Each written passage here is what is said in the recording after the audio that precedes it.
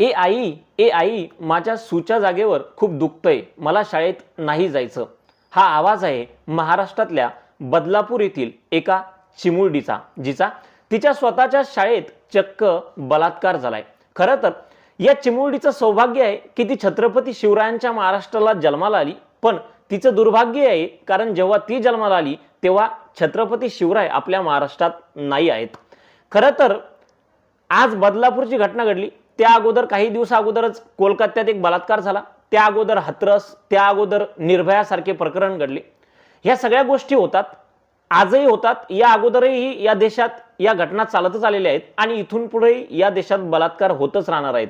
तुम्ही म्हणाल मी असं का म्हणतोय, कारण एका सर्वेनुसार आपला देश जगभरातल्या बलात्कार करणाऱ्या पहिल्या 5 देशांमध्ये येतोय. खरं तर हे सगळं ठीक आहे, पण ही घटना त्यापेक्षाही वेगळी आहे, कारण या घटनेमध्ये ज्या